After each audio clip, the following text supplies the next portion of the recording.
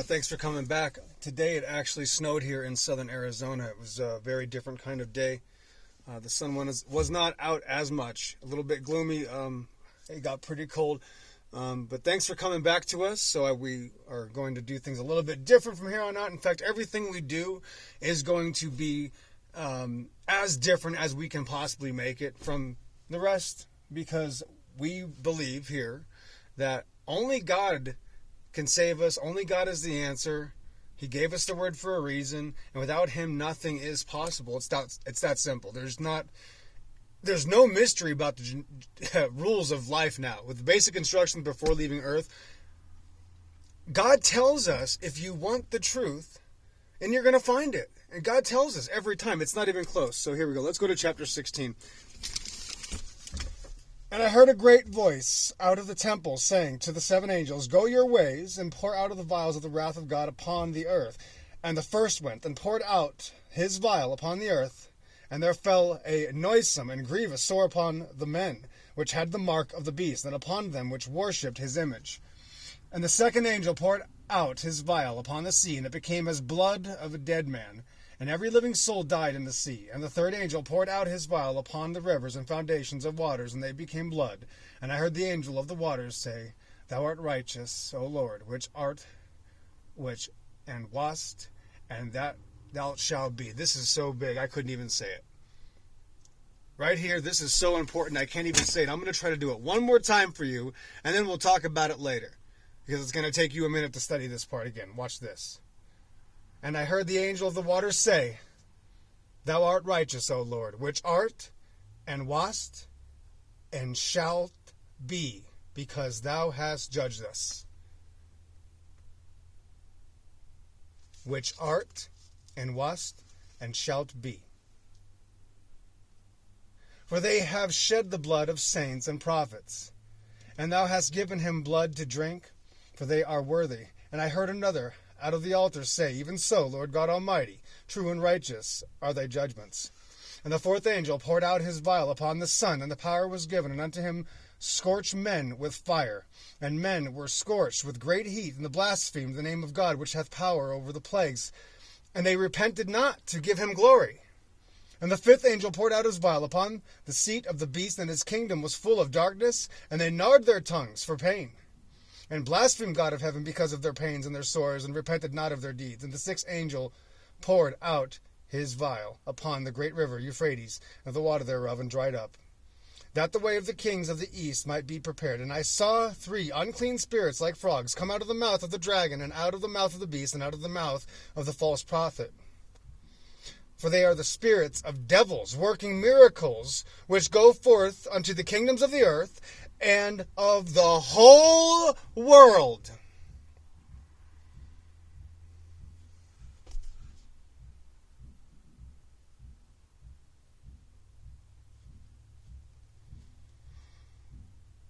At least we're not the only people making noise around here. God bless them. Well, here we are, Christians. Here we are, in my opinion. I say this is the current time scheme right here. Revelation 16:14.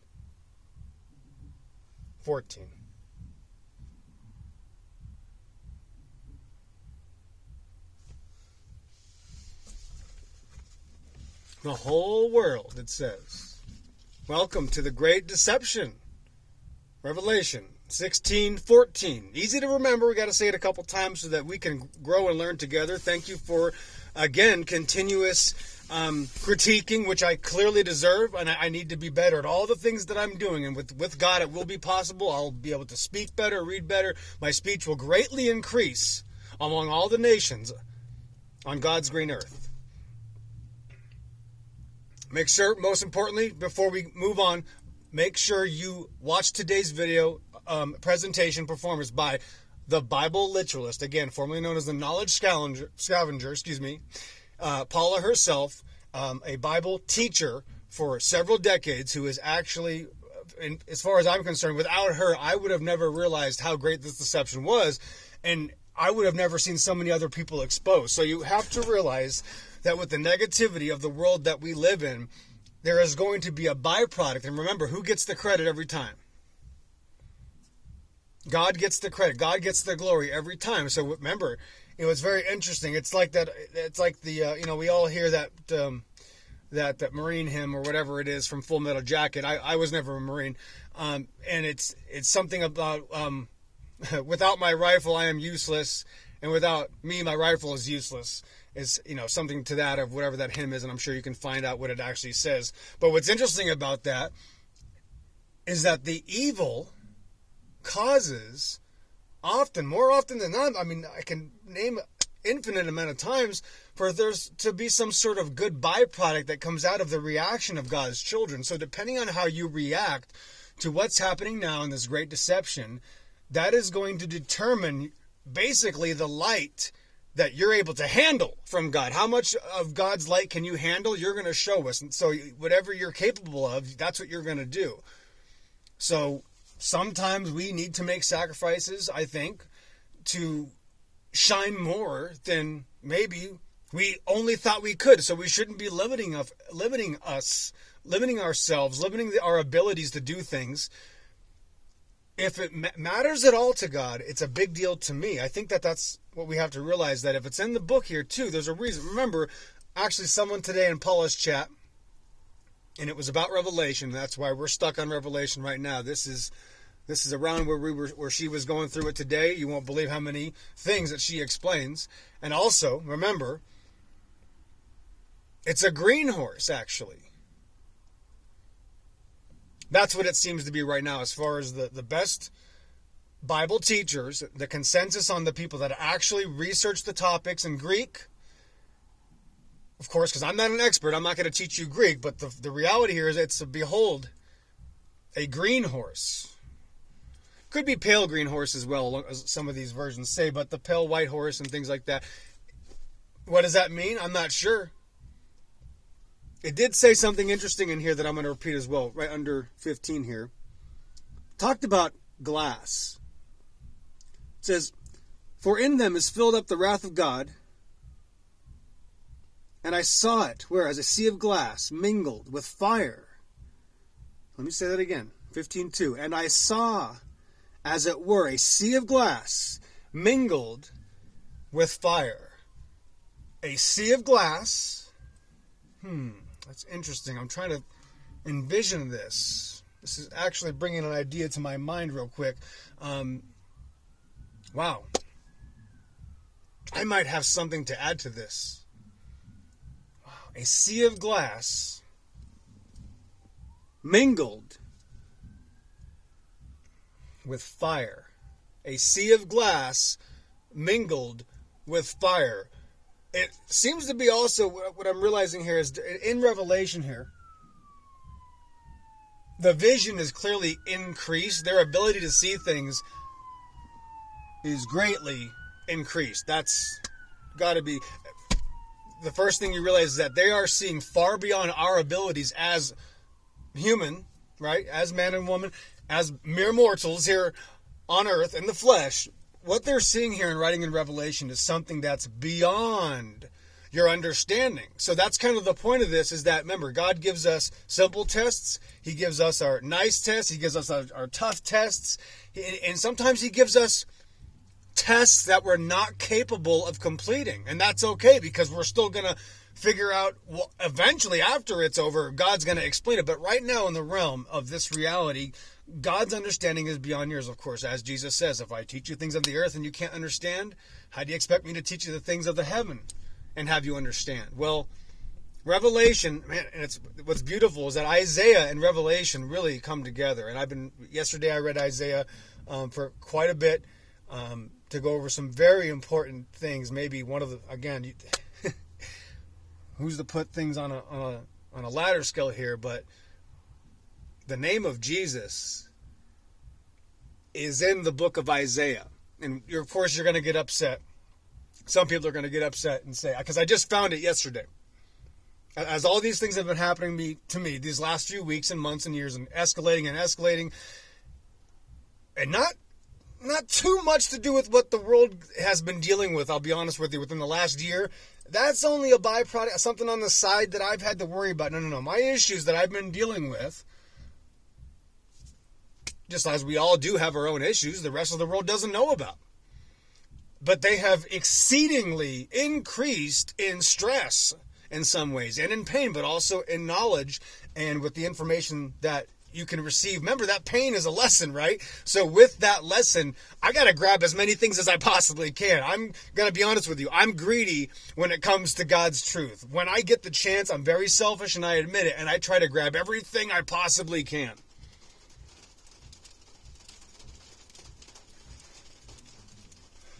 God is good. Thank you very much, Triple, for the truth. I saw you today. Good to see you. Haven't seen you for a minute. Chayan Cat, saw you out there too. Justin Bernard, hope you're doing well. Mr. Matthew, the gentleman I was speaking to, God bless you. The True Soundly, God bless you, Mr. Soundly. One and only True Soundly. I've met some good people. Mr. Sayin, God bless you, sir. Elijah, the one free man, God bless you, sir. Mark Bailey, God bless you, sir. I'm going to forget somebody. I am not only mortal, I am so flawed. My flaws outweigh my accomplishments 1,000 to 0. I'll be honest with you. Without God, nothing is possible. He has blessed us with this day. We are in the Great Deception, as we just find out. I am claiming that we are in the inception of Revelation, actually well within Revelation. I don't even think that we can understand its timeline, let alone matching it with ours, because these are things that are happening together in synchronicity in a fashion that is beyond our understanding, right? Just like all those things in your life when you're experiencing coincidences and you're like, wow, how did that happen? This happened at the same time, then this, the butterfly effect. And it just keeps going and going and going. All those things may have something to do with what God is giving you as opportunities to see, listen, I'm going to help you out. I'm going to give you, it's going to be this way. And you don't have to notice all those things, but when you do, you'll realize that God's fingerprint is actually on everything. That's the crazy part about it, is that God puts his fingerprint on more things than we realize, and all things that are good. All things that are good, God puts his fingerprint on.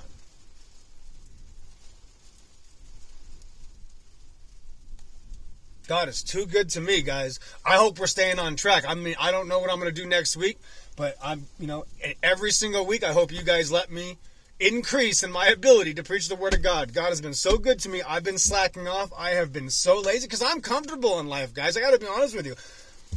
Even though I have super high stress, I guess from all the years of stress and shell shock and problems and being appreciative of little things, that maybe I'm a little crazy in the eyes of the world. I probably am considered a little crazy in the eye of the world. I think simple's better. I think minimalist is better. And I'm extremely liberal, though. As far as who you are, I talk to anybody. I let anybody into my house because I want to help you out. But then if there's constant negativity, I don't like being around constant negativity. So I admit that I have some issues dealing with people that are negative, and then I get very negative as well, and I have a really bad temper, and I'll get upset. Just like a couple of days ago, Sean G, shout out to you, sir. Thank you, amen, sir. God bless you, Sean G. Sean, we need to talk very soon. I've sent you messages. You've been hiding for several months now, but I can say that because you've known me for many years. But listen, the time of waiting is up. You're a nice guy, but I need you to answer to some of these things because the groups that you're hanging around with are dangerous. And you know exactly what I'm talking about. So we're running out of time here, Sean. Okay, this is very serious, all right?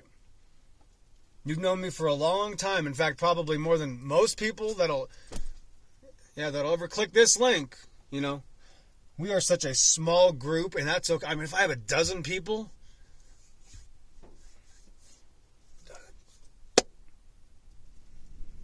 there's not an army on the plane of existence that could challenge that much truth. Just this Bible alone. You take this book anywhere on the plane of existence. You take it anywhere. It will guide you through anything. No army can destroy this book. The world powers and armies have been trying for a long time to destroy this book, and I found some problems, including in the King James Version. Let me tell you, there are some issues. It's nothing that makes the Bible worthless, but trust me, man is imperfect. Man's going to make mistakes. Even the best scholars and writers, clerical errors happen. There's missing S's. Things are supposed to be plural. There's mixtures of Greek mythology because they tried to pervert the Bible, so they'll call a real animal often a fictional, mythical animal that's not real. And no, I'm not talking about unicorn. Unicorn's a real animal. That's in Job, obviously. Unicorn was a very giant, most likely in the secular, obviously the secular teaching is of giant rhinoceroses that they find, rhinoceri, fossilized, frozen, whatever it is. Basically a rhinoceros, just several times bigger. That was what a unicorn was. I think the horns are estimated, and this is not my claim. Would be secular finding claims and mixtures of organizations that have. But anyways, we know rhinoceroses are real. So let me just forget about the past. Rhinos exist. I've seen one at the zoo. They are very impressive. Let me tell you, they'll put some thumps in your chest. I'm the type of person, I play with scorpions. I handle bees. I've had snakes, reptiles, and I've been attacked by a couple dogs. But a rhino is a different level of animal, right? So let me keep on this topic. Let me get your attention right now, because children are going to ask you someday. That's why this matters. It's just a giant rhinoceros with a horn. That's what a unicorn is. It's not this giant mystery you make it out to be. No, just because in the last 50 years, the European cultures have destroyed the meanings of words, in the last 500 years, this and that, it used to be a legitimate word. The King James Version isn't wrong about that. No, it's a giant rhinoceros. That's what a unicorn is. There's no problem there. You're the one believing in these cartoons that the whatever media has been showing you for the past 75 years that it's a pink horse or something, and it flies on TV. If it's on TV already, you got a problem, right? Okay, so that's the whole thing. Once you realize it's the Great Deception, you have to unravel everything. It's all got to come off. You got to take all that crap out of your closet. It's all got to come out. You're going to throw it out in the back. You're going to put some of it in the back of your truck. Most of it's going to the dump. Your whole life has been a lie. If you've only been reading the Bible for a few years, and which many have read the Bible for 20 years supposedly and still don't know what it means, this is the Great Deception. There's these people calling themselves experts that attack my little group, my tiny little skeleton crew on a submarine of 12 people, because we know the Bible. All you have to do, again, because this Bible's so good, all you have to do is know what this book says, and you're going to find out who the real loved ones are, your real brothers and sisters. Speaking of which, these six things doth the Lord hate, yea, 7 are an abomination unto him. A proud look, a lying tongue, hands that shed innocent blood, feet that are swift to mischief, and heart that deviseth wicked imaginations, a false witness that speaketh lies, and those who sow discord amongst the brothers, amongst the brethren.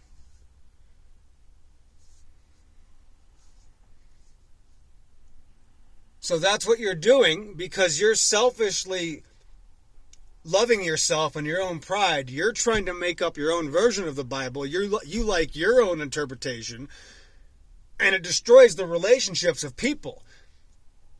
And some of you guys, I'm sorry, some of you men, which actually are the majority of the problem, let's be honest here, the men, you get a special feeling when you get to a group and you like that comfort feeling and you're happy that, oh, we can have these Bible studies and you talk about esoteric things. That's the word that you use. And you read the book of Enoch and you'll defend the book of Enoch. I just see this I see these trends. I see Jesus is just the Son of God. So God apparently needs help, and we're polytheists is what you've done. If you want to do, and it's not out of the Bible, and that's why every time I go to the Bible, I use dozens of scriptures here showing obviously that Jesus is the eternal Father, the Prince of Peace, and he is the Alpha and the Omega, the beginning and the end. That's my claim. My claim is that Jesus is the Alpha and Omega. When he's in the flesh, he's Jesus, okay? It's like when you guys play, I've been saying this for years, and I'm sorry it's stupid. When you guys play a video game and you're playing Counter-Strike, that character in the game isn't somebody other than you, right? The guy, Elijah. When you're doing the first-person shooter, specifically, is what I'm trying to get you guys to fixate on, especially you boys. When you're playing that game, that character in that game that other people see also virtually, that's not somebody else other than you, right? You understand that's still you. You're in a different form. You're in a simulation made by man. That's a man simulation, a man-made digital simulation. That's a pathetic, just disgusting, not even a comparable sim to God's creation. And that's still a character, whatever you want to call it, and that's just a pathetic version. That's not even comparable to how, it's not comparable to how God does things. That's the point. But if man can do stuff like this, why do people keep acting like God has to have all these special rules and he's got to, like you got to walk him across the street and he drops his glasses. God, you forgot your glasses. That's how you're treating God. It's absolutely, it's insanity. You guys aren't thinking. God doesn't need your help. You need his help. That's the point here. You're the one who doesn't want to believe what the word says. Remember why he gave us the word. And what is it? You would believe what the end of Revelation says, guys. You would not believe. Do I have to tell you what the end of Revelation says? This is ridiculous. And every time, every single book is so amazing. And then somebody brings up, you know what you guys will do? Well, we're going to have a Bible study and we're going to read the book of Enoch. Well, I guess you're not going to have a Bible study then. I'm sorry, guys. If you're reading the book of Enoch, it's a problem. I'm not saying you're a bad person. I want you to hear me out here. This is the great deception. And the internet is no exception. In fact, most of the internet, and most by far, is Sodom and Gomorrah, is what this internet is. We don't have access to we have access to do-it-yourself things, people showing us how to work on our cars and which adhesive works the best, farm projects, all that kind of nice things, maybe Hickok 45, people, that's fun to watch because, we're shooting stuff. Not really. But it's mostly trash and it's mostly garbage, and the stuff that is pretty good doesn't always have the right intentions, right? We like artistic things that are not always righteous, for lack of a better term, right? And we know that, and we're trying to get better. So it's your guys' job actually to try to help other Christians to get better, right? So these aren't my rules. You're supposed to help me actually. So you got to correct when I do something wrong, then you got to tell me, right? Fair enough.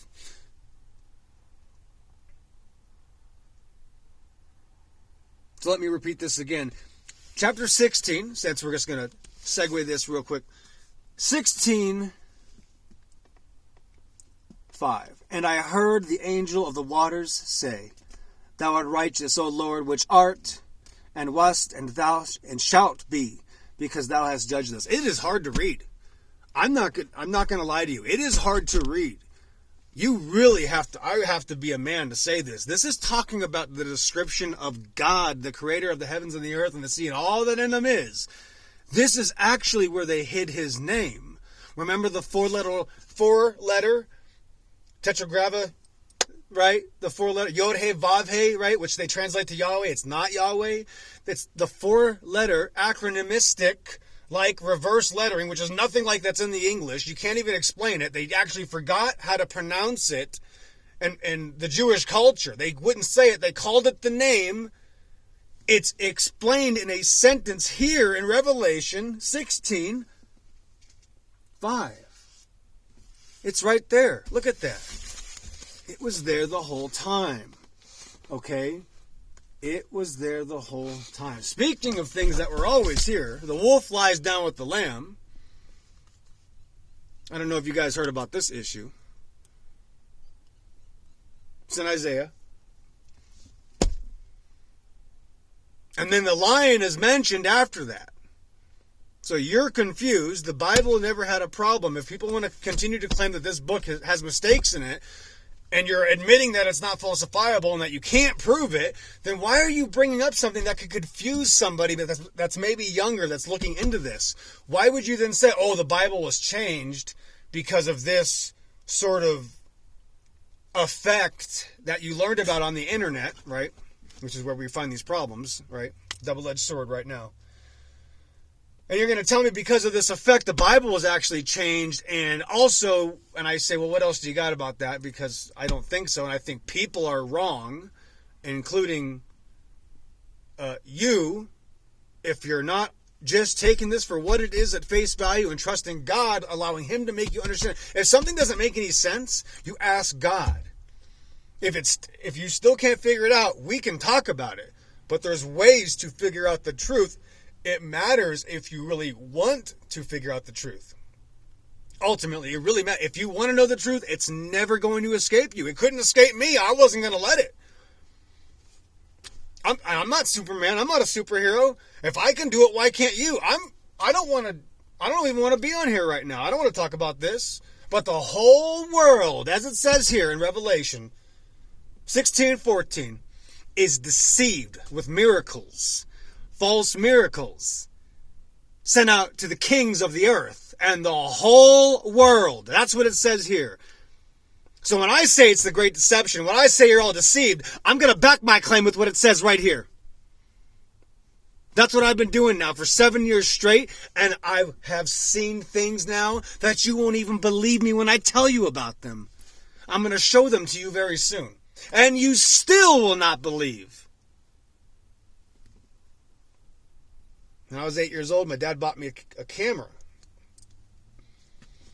It was a little black and white camera. It was shaped like a triangle thing. It was really weird. It was like 1989 or something. Was the year or something. It might have been the 80s. Yeah, it might have been 90, 80. Anyway, and it had a cassette tape to record, right? And I remember going out to the bushes, just in front of the house. And I would pretend like I'm filming in the bushes, like I'm filming in the jungle. I'm like 7 years old or something, 8 years old.